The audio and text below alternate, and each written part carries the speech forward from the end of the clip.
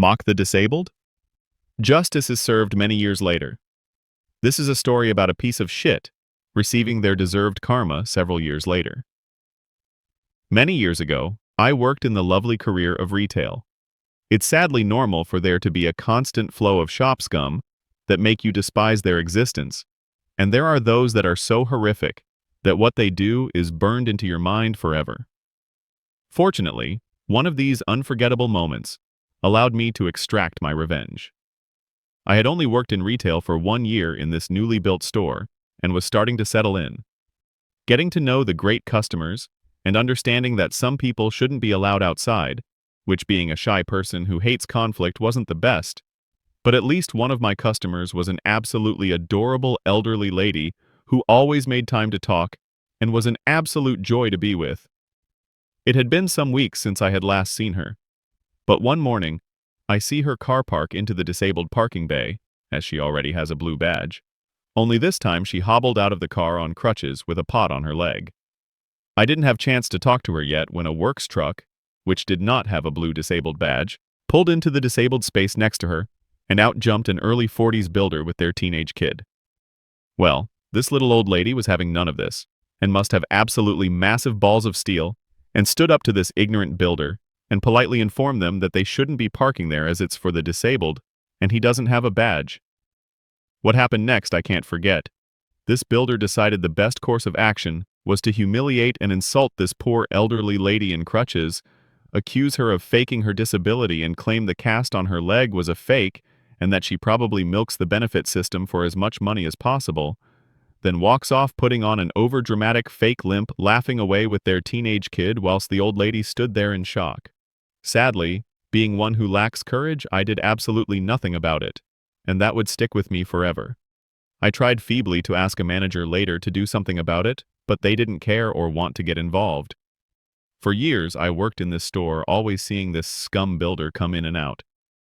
Fortunately, I never interacted with this scum builder, but I saw them often, and every time I did, I would always remember what they had done vividly. I would still see them park in the disabled bays, and even got to the point where I would recognize them by the large blue Mercedes they drove. 7 years later, I was still working in this store, and this scum was still parking in disabled and looking like an absolute cunt. Yet this year, I was blessed with good fortune, and our store was outfitted with some absolute joyful equipment.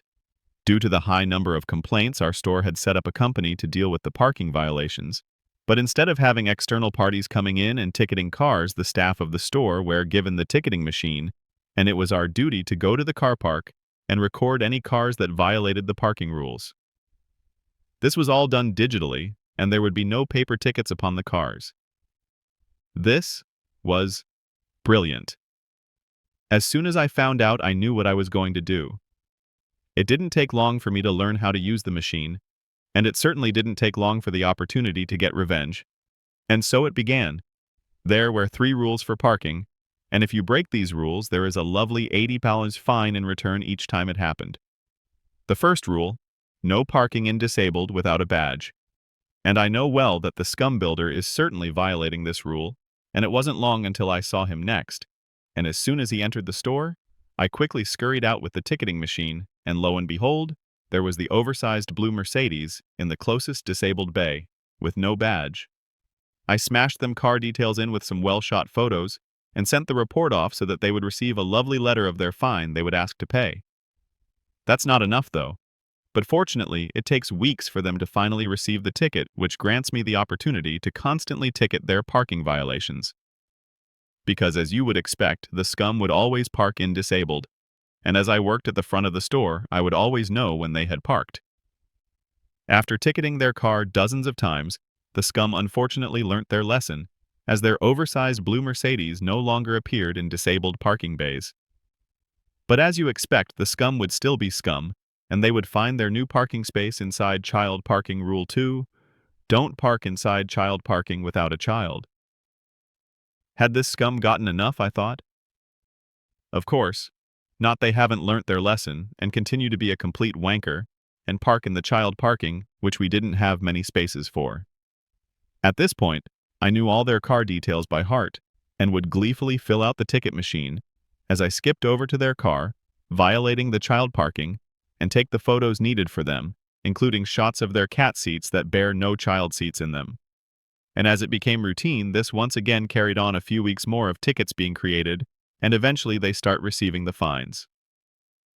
Fortunately, me being me, I am completely invisible to others and often looked over, and I have yet to be seen or caught. But as all good things must eventually come to an end, when the scum came into the shop, their blue turd automobile was no longer there in child parking or disabled. Has the scum finally learnt their lesson? Would you be surprised if they had not? As it didn't take me long to find them. Rule 3. You must park inside a marked bay. And what a surprise, the scum still manages to fuck this up. They would park over the line, taking 2 spaces up. Well, guess what? That's a job for me and my ticket machine. Trying to park inside taxi parking, but can't fit the big-ass car in it? Boom, that ain't inside a marked bay, and ka-ching, another ticket, and fine for the have one single wheel slightly over the white line of a bay?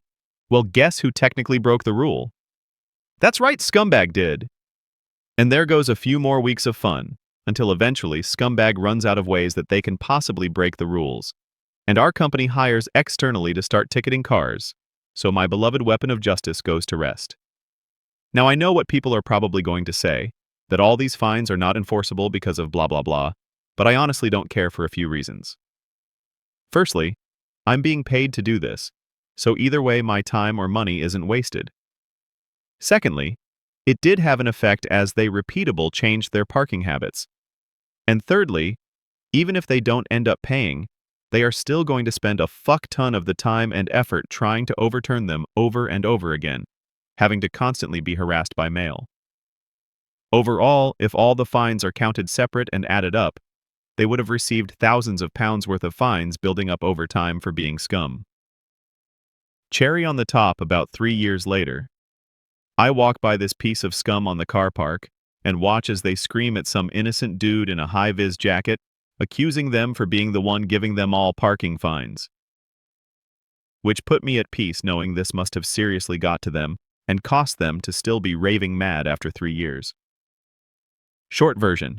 I give someone many small parking fines, adding up to the thousands of Baltran for insulting a disabled lady several years earlier.